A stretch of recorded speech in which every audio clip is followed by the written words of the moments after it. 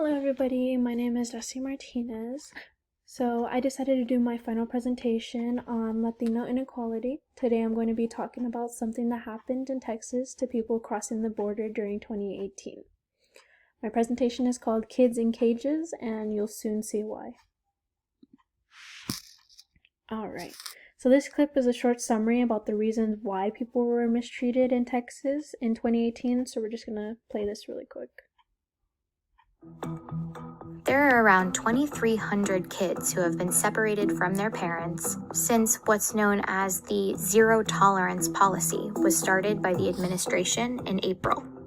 The zero tolerance policy calls for all people who illegally cross the border, even if they're crossing for the first time, to be criminally prosecuted, and that their children, or any children that they brought with them, will be separated during that time. They're being held initially in these Border Patrol facilities, but then they move into facilities that are controlled by Health and Human Services. The United States will not be a migrant camp.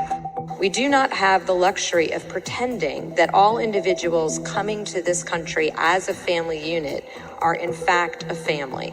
This administration has a simple message. If you cross the border illegally, we will prosecute you. Okay, so the clip explained why people were being mistreated, and now we're going to be talking about how they were mistreated. So we'll start with La Pereira. The families and people being held at the detention center described it as La Pereira because they felt, La Pereira is a reference to a dog kennel, and that is what it felt like. They felt like dogs in a pound. So they were held in chain link fences with hundreds of people surrounding them. They were crowded, and children were separated from their parents and family. So something to keep in mind is that this place used to be an old Walmart supercenter. So this building was only as big as you can imagine your largest Walmart being. And it was separated into 3 wings. So the 3 wings consisted of unaccompanied children, lone adults, and parents with their children. Even though there were some kids who stayed with their parents, that was usually not the case.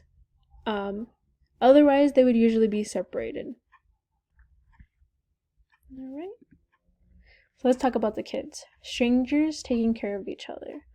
So during one of my readings, there was this story about a 16-year-old girl who was left in charge of an unaccompanied toddler for 3 days and had to change her diapers.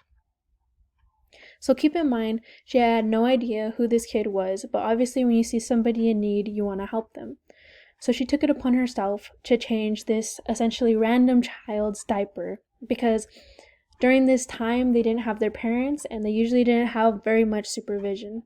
So they were, in a sense, left to take care of one another. Now let's talk about the long-term trauma for the children. So being separated from a parent can cause long-term trauma, especially in the way that they were separating people. Children were taken from their parents by officials for baths, but were never returned to their parents.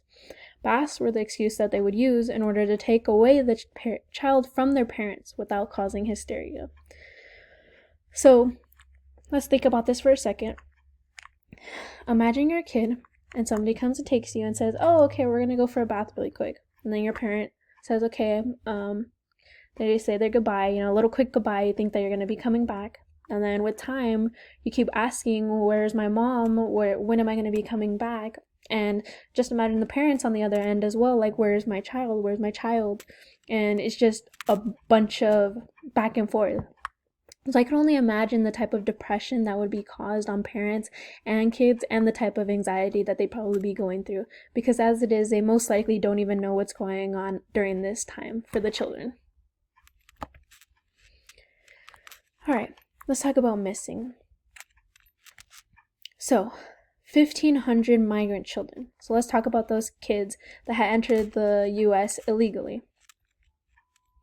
So those kids entered the U.S. illegally and then were sometimes left for sponsors or would go with foster homes.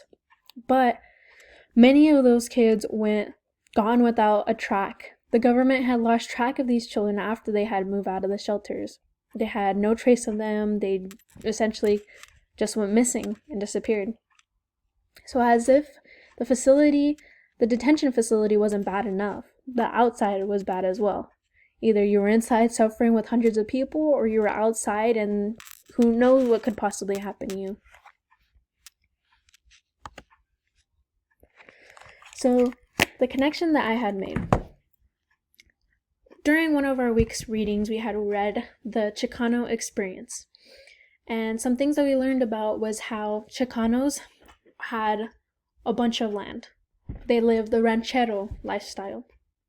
And with time and laws, their land was starting to become taken, and so they would pay lawyers to try to get some of those rights back, and they'd be taken advantage of. They became from ranchos to barrios, from the good life to essentially nothing. They wanted better for themselves. They would seek that help, but overall, they would just be treated as lesser than. They didn't have the same advantage and rights as the United citizen did, as the United citizen did. And so the reason why I chose this current event is because I feel it was kind of, in the sense, the same situation. In both scenarios, they wanted that American dream. They wanted the same opportunities.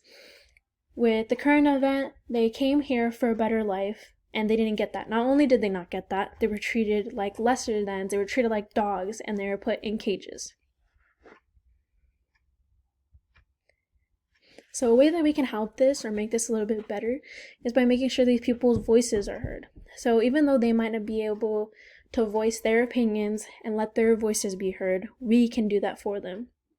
When these people's stories being heard, then they can understand what laws are set in place that cause this suffering.